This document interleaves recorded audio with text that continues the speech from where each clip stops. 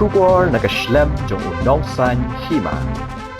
Kynhun Myntri hanagasngi kala Mynjur barok ki Ordinance bat yakini kin sawanra akan Ingdorbar mangtingka haka Ingdorbar thawan jong jilla kaban salongshan. Myntri rangba ule thu baka sarkar kan sawanra yaka hapo Ingdorbar thawan yak Meghalaya State Investment Promotion and Facilitation Amendment Bill RJR pesan yak amendment to the Meghalaya Fiscal Responsibility and Budget Management Act RJR Henriu ke Contingency Fund of Meghalaya Amendment Ordinance RJR pesan ke Meghalaya Goods and Service Tax Amendment Bill RJR pesan ke Kynhun Myntri hanagasngi ke jinga kendo ki lashim yakarai ban penkala yak mandatory medical service policy nak benta ki samla puli haka UG ban PG ki badang betangi ke jing puli jongki hapo ke jingbai pisa jong ke sarkar jila lingba kani ke policy ki doktor ki batre haki Kynhun ki ba omdan ki jingyo jimentai bar kitu ki batre bar ki central institution haka jila kinlight nakani ke mandatory service haki hospital sarkar ke kabinet kala menjuru ya ke Meghalaya urban parking policy RJR pesan kala menjuru ya ke amendment nak benta ke Meghalaya Police Act ke badeshi benta bar ke jingthung ya ni ke DGP jong ke jila ke bandai kat kum ke rai jong ke Supreme Court ke Kynhun Myntri kala menjuru halor ke Meghalaya registration of birth and death amendment rules ke Kynhun Myntri hanagasngi kala menjuru ban penkala ya ke kerteng jong ke Directorate of Health Service Research syaka DHS Medical Education and Research ya kani kala le namar ke jila kala sedang ya ke Medical College ke PA Sangma Medical College ke belas sedang da ke Kynhun Shimet bat ke Shillong Medical College ru kan sedang no menta usnam nakata kadau ke denkam bandon ya ke Directorate Shushu ke Kynhun Myntri kala menjuru ya ke Assembly Resolution for Repeal of the Employment of Manual Scavengers and Construction of Dry Latrines Prohibition Act Shijak Nai Spark Nai Pulai. And welcome to this press briefing.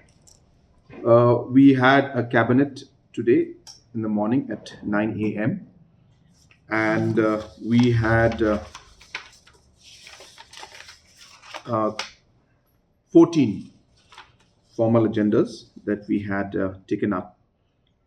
I'll try to cover them as much as possible in a proper order, but I may not be able to, to get into a exact sequencing as you may prefer.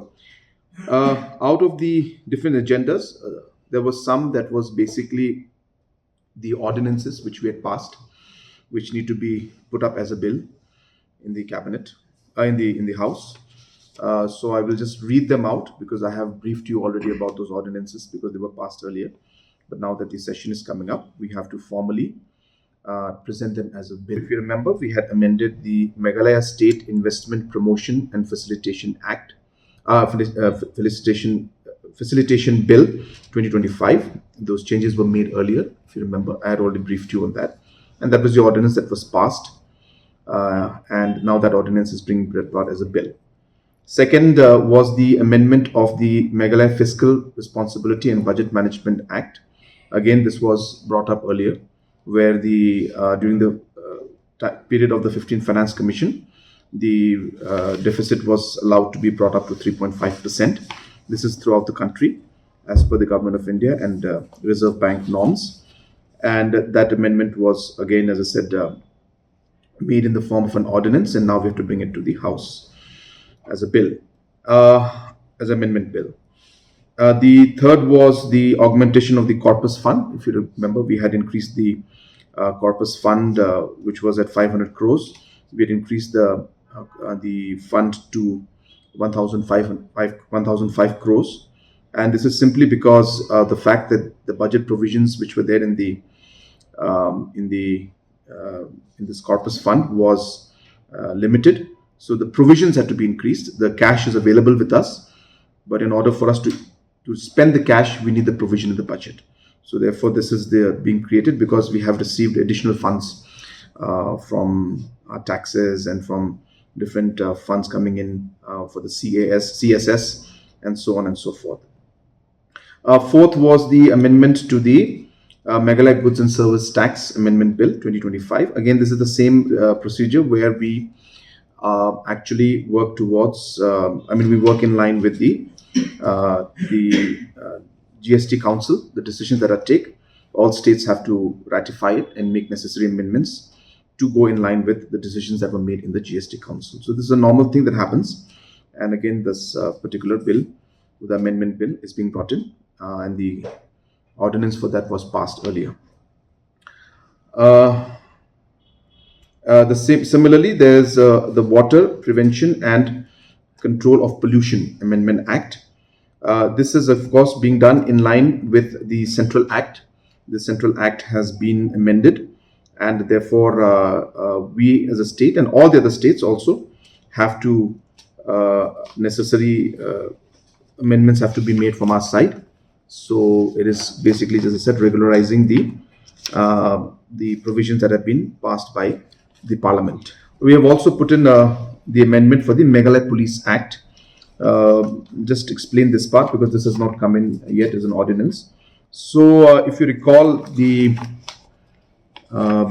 Supreme Court had made observations regarding the police,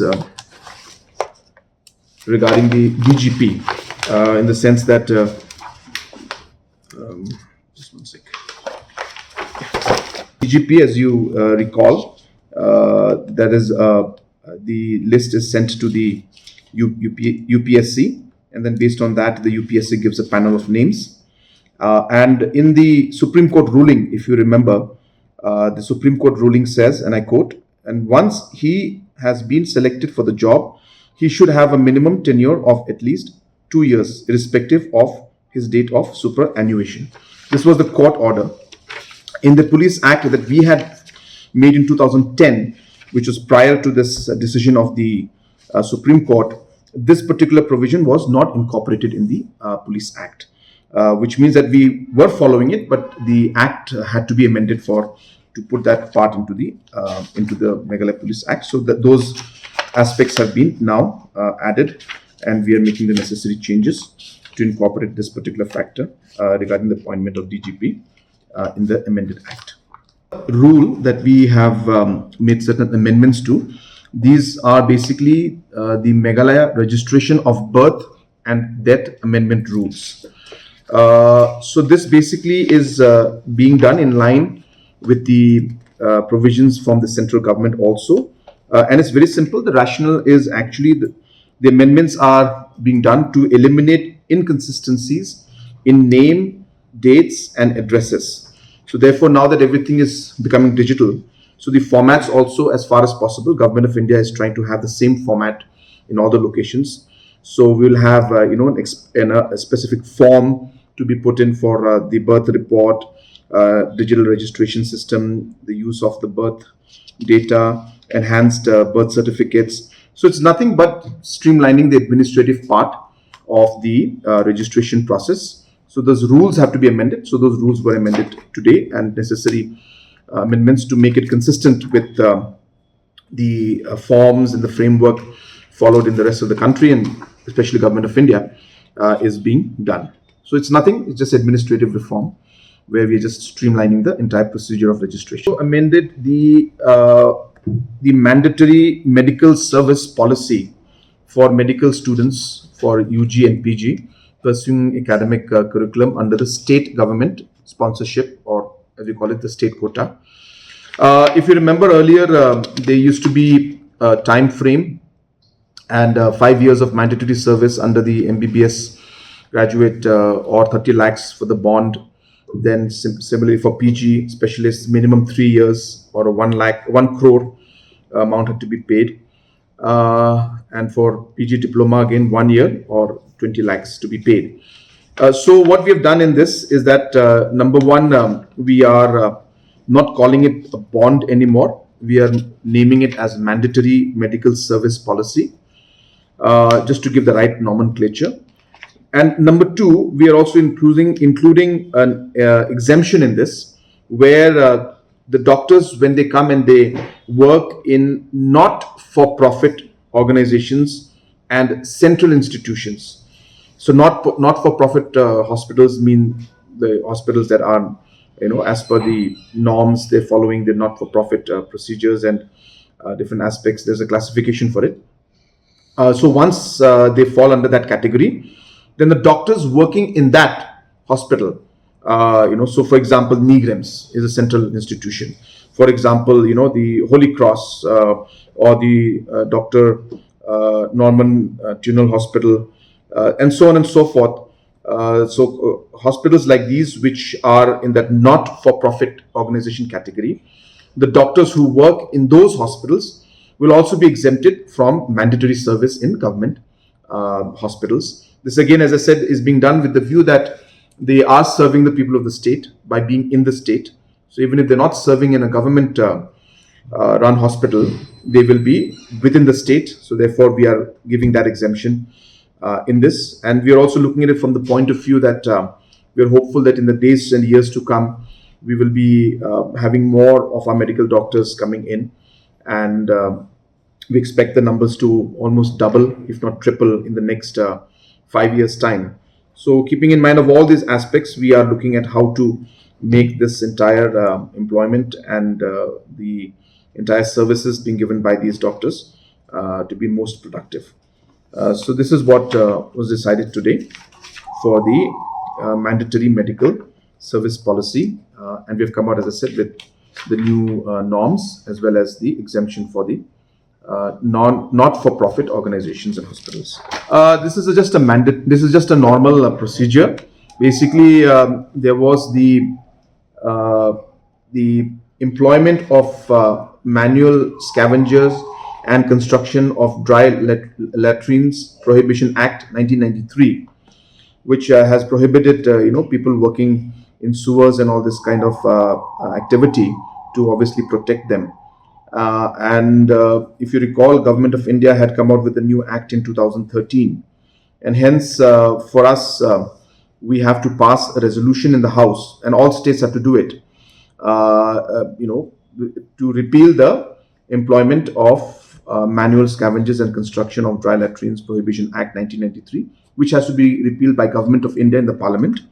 But the resolutions have to be passed by the states and sent to the to Government of India, and that resolution will be passed by us, which will further facilitate the repeal of this act at the Parliament level. The Governor's address, which was finalized today, and the Cabinet has approved the Governor's address, which will be read out by the Honorable Governor on the 28th of this month, the first day of the Assembly session. We have also decided today in the Cabinet to basically rename the Director of Health Services Research. We'll be changing the name as well as the functioning into the DHS Medical Education and Research. This, of course, is being done because, as you're aware, that we have already started the medical college in the PS Sangma Medical College, which is started by the private entity. And at the same time, we have also informed all of you that the Shillong Medical College also is expected to start this year itself in 2025 in the academic year, which is going to be sometime in September, October. And so therefore it is now necessary for us to have a directorate as per the norms of Government of India that looks into this aspect. So therefore we already have a directorate of health services research. So that is now being expanded into the Directorate of Medical Education and Research.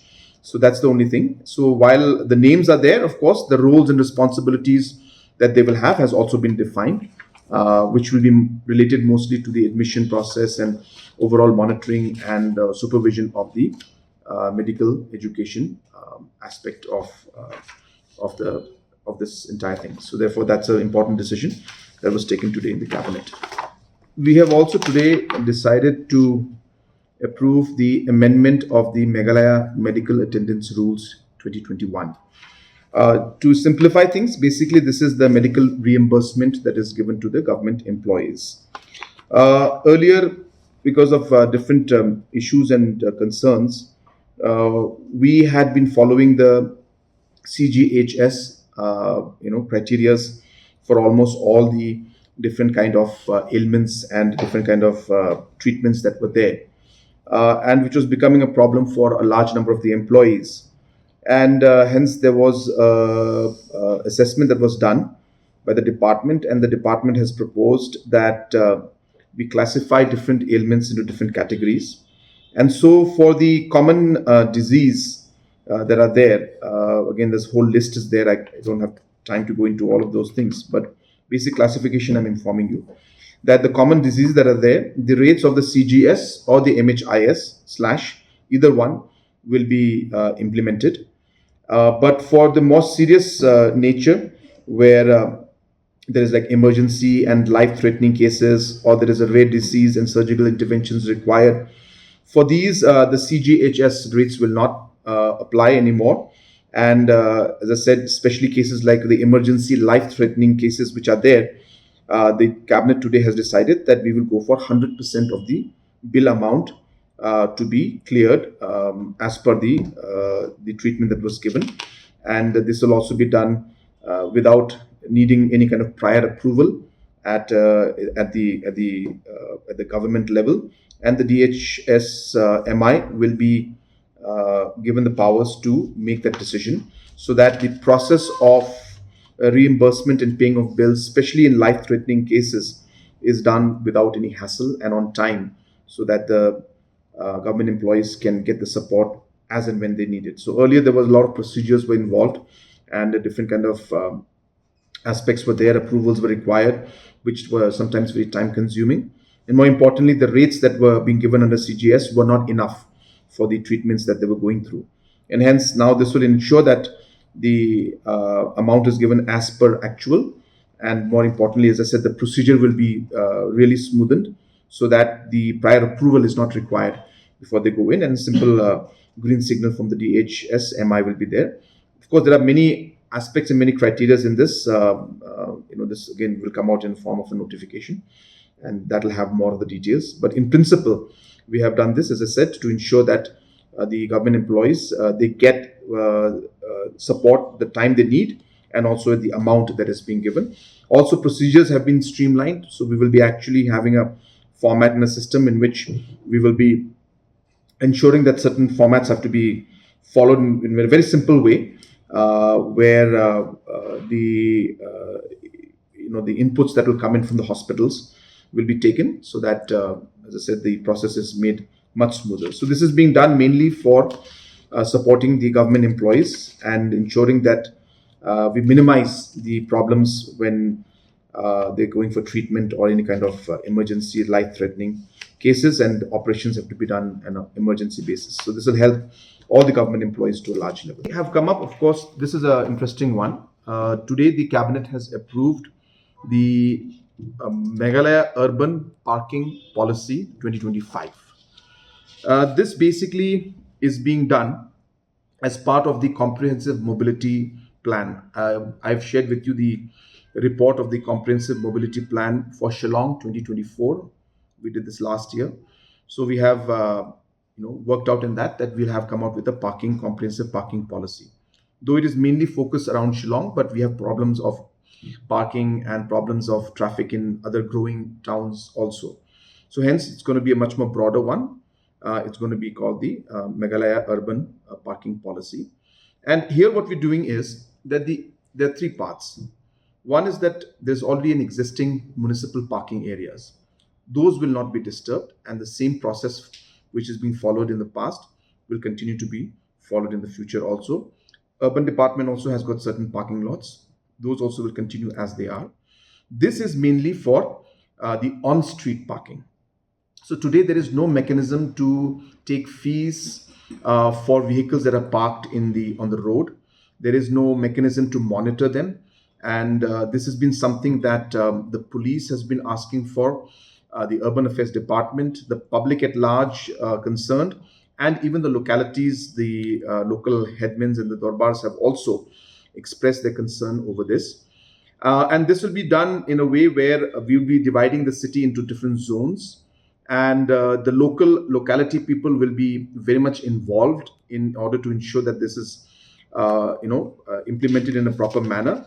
And we are hopeful that this will regulate the parkings that take place on the street, on the roads, and create a system where certain fees is charged, and at the same time people don't just park randomly. Specific zones will be given on the streets where you can park and where you cannot park.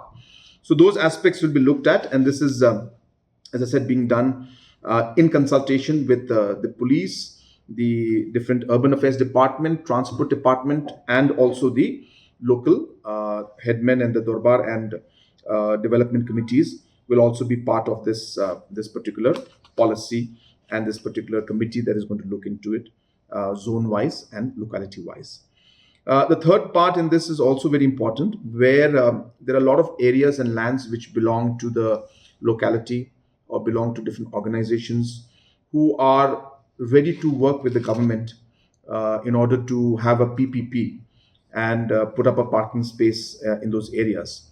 So this policy will facilitate that procedure also, where if some organization or the Dorbar or the development committee has a land and they would like to convert that into a development, into a parking lot, the government will support them financially to create that parking lot and work in tandem with them to provide more parking space in the city. So, as I said, this is a parking policy which has come as part of the larger comprehensive mobility plan, which was passed last year in the cabinet, specifically for Shillong, but this parking policy will be for all the growing urban areas in the city, in the state. Yeah, this one is again another very important decision that we have taken. As you're aware that we have recently won 5 medals in the national games, and also you're aware that in 2027 Meghalaya is going to be hosting the national games.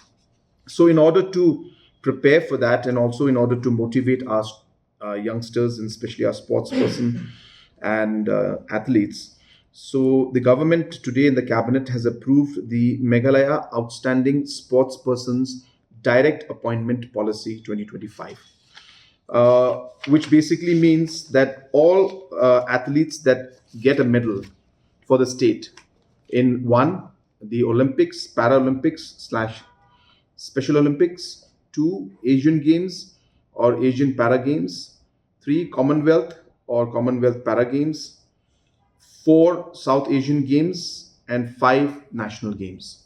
So in these games, specifically these games only, whenever they get a medal, the government is going to provide a government job to them depending on the medal that they receive. So if it's an Olympic medal, then it's going to be a category A, and the classifications are there, which I don't want to give you the details, but we have got a full chart for it, that who and what jobs they will be eligible for.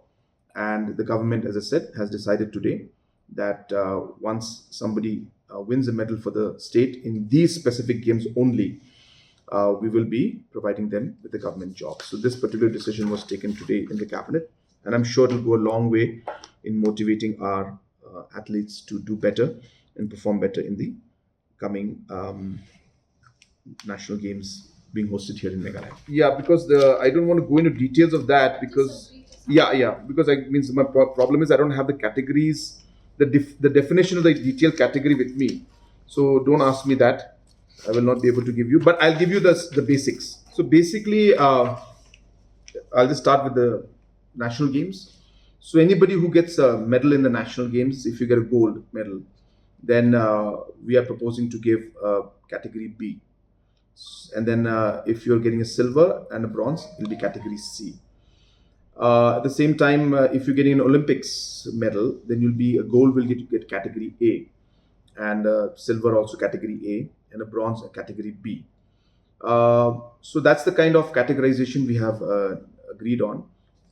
There are small complications in this, which of course is that sometimes the qualifications are not there for that particular job category. So all these things, details, that's why I don't want to get into it, because it'll open up a large discussion, which we have already discussed in the cabinet today. So I was just simplifying the whole procedure for you by giving you only the summarized version. But since you've asked, so I'm just sharing that's the kind of categorization and jobs that will be given. But point is that, again, if they're qualified or not. So we will give them a specific time period to qualify. Now, for example, if somebody is going to be put as A category, and that's a DSP rank, for example. Now, if you have to give that, then he or she should be at least, graduate or something like that. So if the person is not, then how do we go about it? So we discuss all those matters also, and we decided to, move forward in this line. But as I said, what is more important to remember is that we are going to give this kind of a guarantee on a job appointment, like many other states have done, which was not done in Meghalaya. earlier. It's the first time it's happening. And this again is in line with the state sports policy, if you recall. It was part of the policy and now it's being implemented. So it's just starting. Okay. So we're just starting. So the people who had recently won gold and silver and the medals, they will definitely benefit. Some of them, of course, are already in different activities. I'm not sure about their exact thing, but whoever qualifies under this new policy, they will also benefit from this particular, because there's a detailed description of who are the people who are eligible. They have to be domicile of the state, or stuff like that. So all those details will have to be worked. No, that's my precise point. If you're going for a private hospital and working in a different commercial hospital or private hospital, that we are not agreeing to. We are only saying that there are a lot of not-for-profit hospitals that are running, and they're also giving service to the people at the end of the day. Because these are low cost, low intervention in terms of the costing that's involved. I guess minimum is the best way to say it, which they almost function like a government hospital in one way. So therefore, we strongly felt that we need to encourage and motivate these hospitals who are doing a lot of work, providing the service to the people. And so this is one step towards showing our support to them. Very soon, we are also going to be giving financial support in terms of building new blocks and giving some kind of financial support to build up the infrastructure in these not-for-profit hospitals. Not all in one go, but we'll start the process. So we felt that these hospitals, they add a lot of value to the health sector, and therefore the government can find ways to support them. And we felt that this is one way in which we will exempt the doctors who are working in such hospitals from the commitments that are there while they were signing. Now the policy is in place, and now once this zonal task force, right after this, will start sitting and start working it out. Of course, it will roll out as the process continues. It's not that it's going to happen tomorrow, but I expect that within a month, 2 months' time, we will see in a phase-wise manner whichever zones start picking up faster, will be able to implement it in a much faster manner. So I expect 1 month, 2 months, to maximum 3 months, we'll see this whole thing rolling out, because of course it requires a lot of coordination with many departments, and hopefully this will also, as I said, help in regulating the overall parking randomly on the roadside, and also revenue. There will be some revenue also in it, which will be again shared with different stakeholders who are involved. So revenue is secondary. To be very, very frank with you, it's not that we are looking at the revenue aspect of things, but it's a great thing to get the revenue also. We don't know exactly how much will come in the actual amount, because I will give you an amount now, but then many months later you'll say that where is that amount that you mentioned. So I'm just telling you that we did a rough estimate, and so this was done in a very, very detailed manner. I don't have the time to explain the whole thing, but we actually had people watch Laimukra, area, and see on the streets how many cars were being parked every day. We did the same thing for Police Bazaar. We did the same thing for Bara Bazaar. So like that, we have all the main areas which are thing we did. So roughly, we could figure out that about 1,500 to 2,000 vehicles are parking in each of these locations every day on the street. And so based on that kind of numbers, we have made a calculation that even if we were to look at 20 rupees per vehicle for parking for an hour, 2 hours, whatever the time frame is, which is lower than the rates that are in the urban parking lots, which is I think 30 rupees or more. Even with that kind of a calculation, we're looking at a plus minus of about 40 crores annually in terms of revenue that would possibly come in.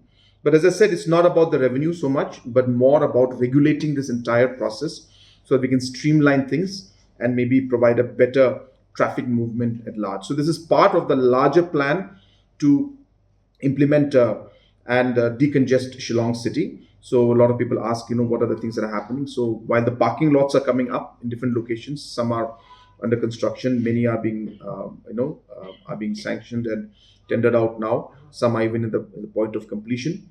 So along with that, as I said, this is also being rolled out. So we're hopeful that we'll be able to see some difference by rolling out these programs. So parking, regulating it. yeah. But then So that's what exactly the point is. Right now, there is no system, no policy. Anybody can park anywhere, and nobody is monitoring it. With this policy, we're actually going to define which roads you can park and which you cannot park. And obviously there's going to be a system and the zones are going to be created with that. Then the fees is going to be collected. The locality people will be involved and on which areas to be given, not given. So earlier anybody could park anywhere, but now we'll have a system in place. And this policy, of course, it's a dynamic policy. As we move along, as we learn, we will adapt, we will change, we will see how to improve it. But we strongly felt that we need to start somewhere. So this is a starting point.